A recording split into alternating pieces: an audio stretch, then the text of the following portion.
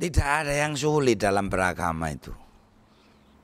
Makanya perintah cukup dilaksanakan. Larangan cukup ditinggalkan.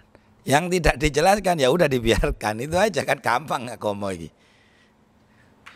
Gak usah kakean ngene kakean kono. Itu. Tapi sekedar ya untuk pengingat kepada diri kita bahwa inti dari agama itu adalah penyerahan diri kepada Allah.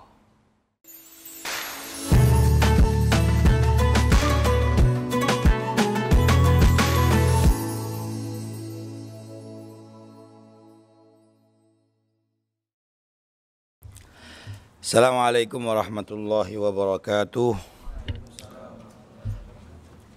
Bismillah walhamdulillah wassalatu wassalamu ala sayyidi rasulillah wa ala alihi wa sahbihi wa mawalah. Amma ba'du. Meneruskan kajian kitab Arba'in Nawawi, kita sampai pada hadis yang ke-30. Semoga bermanfaat untuk kita semua. Bismillahirrahmanirrahim. Al-haditsus thalathuna, hadis yang ke-30. An-Nabi Tha'labat al-Khushani Jurthum ibn Nasir radhiyallahu ta'ala anhu an Rasulillah sallallahu alaihi wasallam qala Inna Allah ta'ala farada faraidha fala tudayyi'uha. Sesungguhnya Allah Maha tinggi, siapa Allah, itu farada telah memfardukan faraidha pada beberapa hal yang wajib. Fala tudayyi'u, maka janganlah menyia-nyiakan siapa kalian pada faraid. Jadi kalau hal-hal yang sudah diwajibkan oleh syariat tidak bisa ditawar. Sholat, puasa, zakat, haji, nggak ada pertanyaan. Makanya paling enak itu jadi orang Islam yang ketika ada perintah agama tidak banyak tanya. Allah perintah misalnya sholat, Allah perintah puasa, Allah perintah zakat, ya udah lakukan. Tidak perlu misalnya kenapa kok orang Islam harus sholat, kenapa sholatnya kok cuma 5, kenapa kok subuh rakaatnya 2, isya kok 4, nggak perlu. Karena orang yang cerdas dia tahu bahwa agama itu intisarinya adalah berserah diri kepada Allah. Jadi nek kritis, ojo kritis soal urusan agama. Urusan pengetahuan boleh kritis. Ilmu-ilmu sains kritis bagus. Tapi kalau untuk ilmu agama, kalau kita kritis kita nggak akan dapat intinya. Akhirnya kamu mau jadi pemikir Islam. Yo kak, percuma, nggak ada gunanya juga. Wahadda, dan menetapkan batas hududan pada beberapa batasan. Fala ta'tadu, maka janganlah melewati siapa kalian pada hudud. Begitu juga dengan hal-hal yang sudah dilarang. Misalnya Allah mengharamkan zina, Allah mengharamkan mencuri, Allah mengharamkan khamr. Maka sebenarnya tidak perlu ada banyak pertanyaan. Kenapa kok khamr diharamkan misalnya? Padahal itu ada manfaatnya juga. Dan seterusnya. Itu pertanyaan yang tidak perlu. Agama pasti bisa menjawab, pasti bisa. Jadi makosidnya syariat itu pasti bersesuaian dengan akal. Misalnya khamr, kenapa kok diharamkan? Karena ternyata khamr itu tidak bagus untuk kesehatan. Dia mengurangi kinerja otak dan seterusnya. Bisa dilogikakan. Tapi kalau kita yang bertanya, itu kita akan kehilangan spiritnya beragama. Kenapa sih Allah kok melarang gini? Itu akhirnya kan gak pasrah. Padahal intinya Islam adalah berserah diri, menghamba kepada Allah Subhanahu wa ta'ala. Wa harrama, dan mengharamkan siapa Allah asya'a pada beberapa hal. Fala tantahiku, maka janganlah kalian merusak pada asya'. Wasakata, dan diam atau membiarkan siapa Allah an asya'a, dari beberapa hal.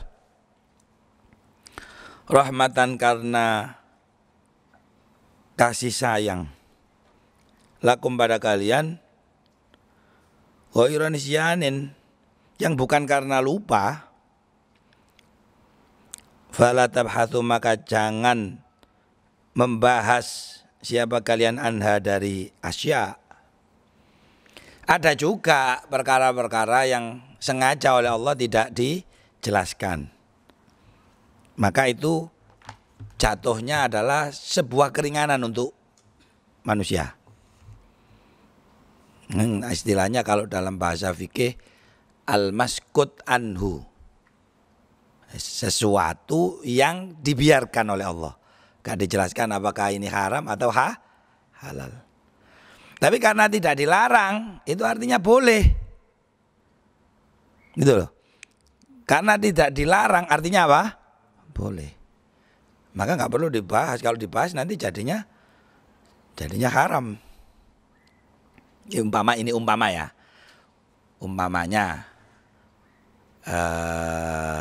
rokok misalnya. Rokok itu gak ada dalilnya yang berupa teks Al-Quran maupun hadis mengenai hukumnya seperti apa. Sebenarnya itu kalau kita berhenti di situ ya udah, itu boleh sebenarnya merokok. Tapi kalau dibahas, oh merokok itu secara kesehatan gimana? Ternyata rokok itu membahayakan kesehatan. Jatuhnya apa? Jatuhnya jadi haram. Minimal makruh. Kenapa? Karena membahayakan, karena merugikan. Jadi haramnya itu bukan karena rokoknya itu sendiri, tapi karena itu tadi, karena kita membahas. Makanya ada ayat Al-Quran, ya ayyuhalladzina amanu la tas'alu an asya'a in tubtalakum tasukum. Wahai orang-orang yang beriman, janganlah kalian bertanya tentang hal-hal yang apabila dijelaskan kepadamu, ditunjukkan kepadamu, akan membuat kamu berat, akan bikin kamu susah. Nah itu ceritanya Bani Israel misalnya. Ketika dia diperintah oleh Allah melalui Nabi Musa supaya menyembelih sapi, ya kan? Di surat Al-Baqarah. Waktu itu kalau dia diperintah menyembelih sapi apa saja disembelih, ya sudah selesai. Tapi kan enggak, dia tanya, wahai Nabi Musa, coba tanya kepada Tuhanmu, itu warnanya seperti apa? Akhirnya Nabi Musa tanya pada Allah, warnanya seperti apa? Warnanya kuning keemasan. Susah kan? Asalnya sapi aja boleh, jadi sapi yang warnanya kuning keemasan. Terus coba tanyakan lagi, itu kira-kira usianya berapa? Tanya lagi Nabi Musa, usianya berapa? Dijawab Allah, usianya itu tengah-tengah, tidak terlalu tua, tidak terlalu mudah. Susah lagi ya kan? Tambah lagi. Coba tanyakan lagi deh, lebih pasti lagi deh. Itu yang pas itu cirinya gimana? Oh, tanya lagi. Ternyata itu adalah sapi yang tidak pernah dipakai untuk membajak sawah, gak pernah disuruh yang berat-berat. Pokoknya sapi ini sapi sing paling santai, sing paling enak uripe gitu kan. Susah lagi ya kan? Nyari. Nah itu kenapa? Karena banyak tanya. Kenapa? Karena banyak tanya. Makanya saya ingin menyampaikan bahwa kekritisan itu bagus. Tapi tidak untuk soal agama. Kalau dalam agama, kritisisme enggak bagus. Itu ya. Jadi kalau kalian misalnya jadi siswa, nanti jadi mahasiswa yang kritis, harus tanya. Bahkan ilmu yang paling penting hari ini adalah ilmu tentang caranya membuat pertanyaan. Cara bikin apa? Pertanyaan. Karena sekarang informasi melimpah. Kita bisa cari informasi dari mana saja. Nah, tapi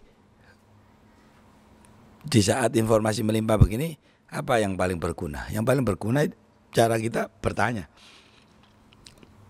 Semakin berkualitas pertanyaan kita, semakin bagus ilmu yang kita hasilkan.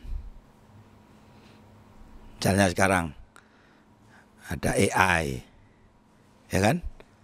Artificial Intelligence, ChatGPT. Itu kamu tanya apa saja bisa jawab, ya kan? Tapi kualitas jawaban dia tergantung pertanyaanmu. Kalau pertanyaannya berkualitas, jawabannya jadi berkualitas. Promptnya itu, perintahnya itu berkualitas apa enggak? Kalau promptnya berkualitas, jawabannya berkualitas. Nah, itu bagus. Tapi kalau urusan agama, cukup kita itu mengikuti para guru, mengikuti para kiai yang punya sanad keilmuan sambung sampai Rasulullah. Karena kita beragama tidak dengan akal kita. Kita beragama itu meniru cara beragamanya Nabi Muhammad. Dari mana kita tahu cara beragamanya Nabi Muhammad? Dari guru. Gurunya dari guru, gurunya dari guru, dari guru sampai sambung kepada Rasulullah SAW. Jadi intinya hadis yang ke-30 ini tidak ada yang sulit dalam beragama itu. Makanya perintah cukup dilaksanakan. Larangan cukup ditinggalkan. Yang tidak dijelaskan ya udah dibiarkan. Itu aja kan gampang agama iki. Gak usah kakean ngene kakean ngono. Itu. Tapi sekedar ya untuk pengingat kepada diri kita bahwa inti dari agama itu adalah penyerahan diri kepada Allah. Islam dari kata aslama yuslimu, berserah diri. Dalam setiap ibadah, sholat, dalam sujud,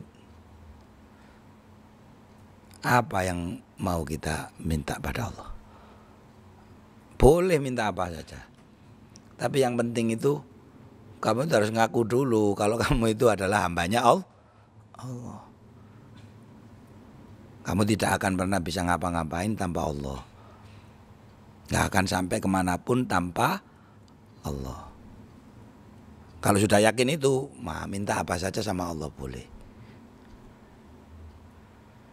Saya kira itu penjelasan pada hadis yang ke-30. Kita tutup dengan bacaan wal asri dan doa kafaratul majlis. Bismillahirrahmanirrahim. Wal asri innal insana lafi husnin illa alladzina amanu wa amilus solihati wa tawassaw bil haqqi wa tawassaw bis. Subhanakallahumma bihamdika asyhadu an la ilaha illa anta nastaghfiruka wa natubu ilaik. Assalamualaikum warahmatullahi wabarakatuh.